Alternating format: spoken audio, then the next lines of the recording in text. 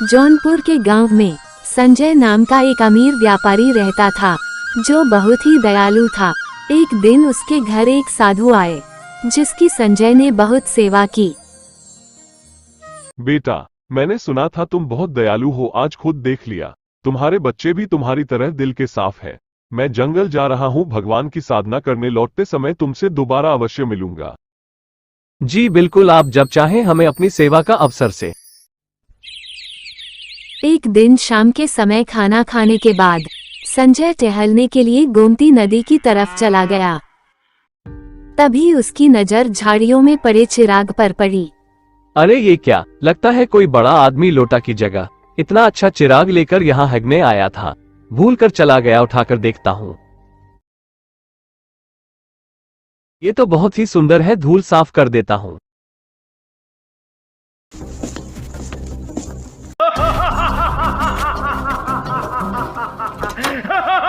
कहो मेरे मालिक, मैं तुम्हारी 3 इच्छाएं पूरी करूंगा। मेरे पास सारी सुविधाएं हैं, मुझे कुछ नहीं चाहिए। संजय की ये बात सुनकर जिन उदास हो गया और मुंह लटकाकर वहीं बैठ गया। ऐसे कैसे जिन बनेगा रे तू, इतनी छोटी बात पे उदास हो गया। हजारों साल से मैं इस चिराग में कैद हूँ। मुझे तो लगता है मैं पैदा भी इसी चिराग में हुआ था। पता नहीं कभी मैं भी आजाद हो पाऊंगा या नहीं। जिन की बात सुनकर संजय को उस पर दया आ गई और उसने उससे अपनी 3 इच्छाएं मांगी।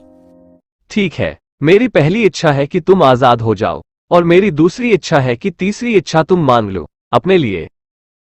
तुम्हारा बहुत आभारी हूँ, तुमने मुझे आजाद किया, और अपनी तीसरी इच्छा भी मुझे दे दी। वक्त आने पे मैं इच्छा मांग लूंगा। अच्छा चलो मेरे घर, तुम चाहो तो कुछ दिन मेरे घर पर रह सकते हो। उस दिन से जिन संजय के साथ रहने लगा।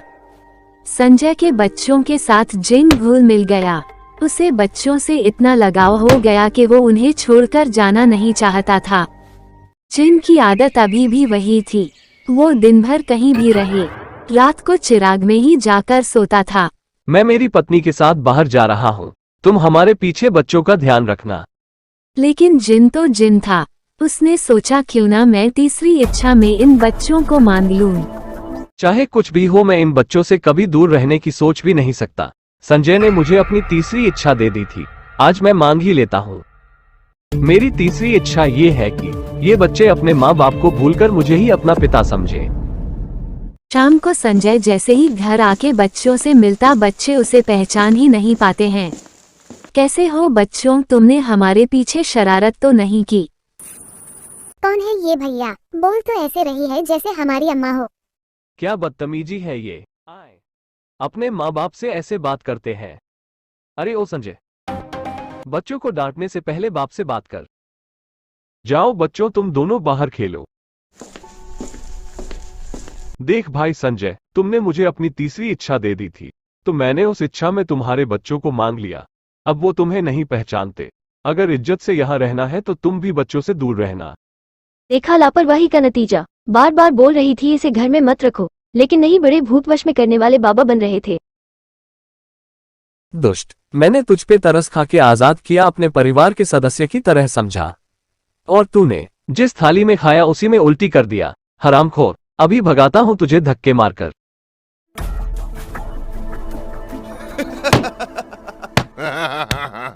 ये ले।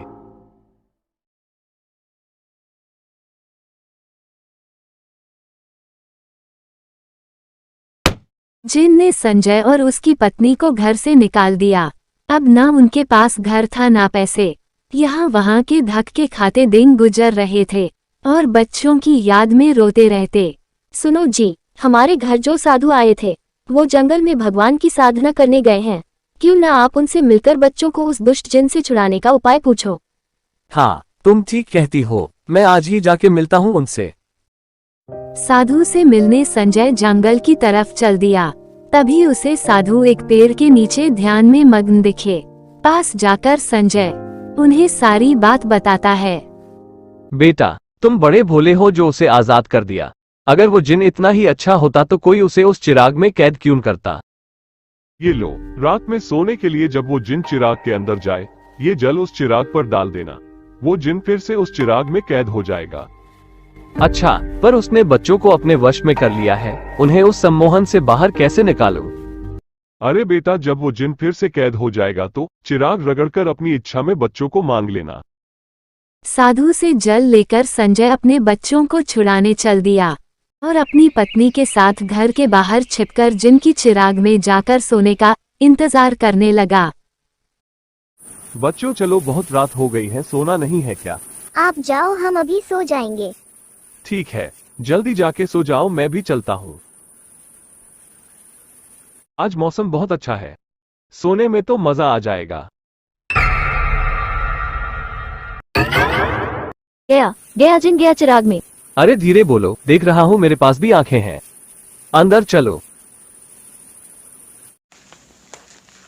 दोनों घर के अंदर जाकर उस चिराग पे जल डाल देते हैं। चलो, काम हो गया। अब मैं इसे रखकर चिराग रगड़ता हूँ।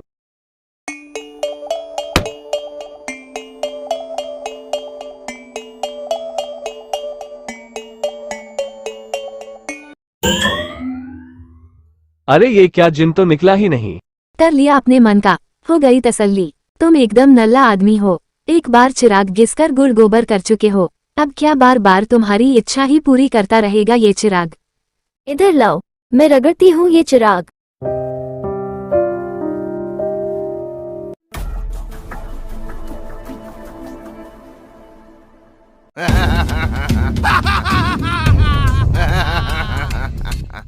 क्या हुक्म है मेरे मालिक? अरे ये क्या बोल रहा हूँ मैं तो आजाद हो गया था, फिर मैं अपने वश में क्यों नहीं?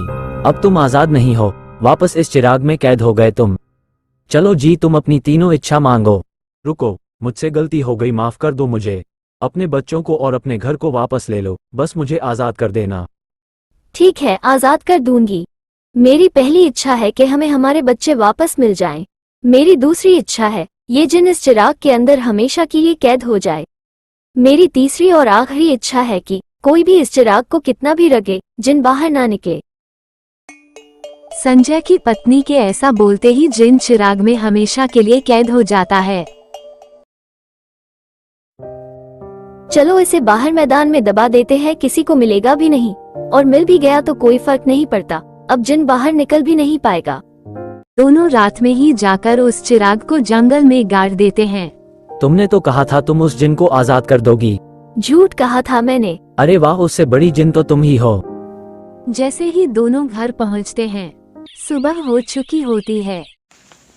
मम्मी, पापा, बच्चे दौड़कर अपने माँ बाप के गले से लिपट जाते हैं और सब पहले की तरह हंसी खुशी जीवन व्यतीत करने लगते हैं।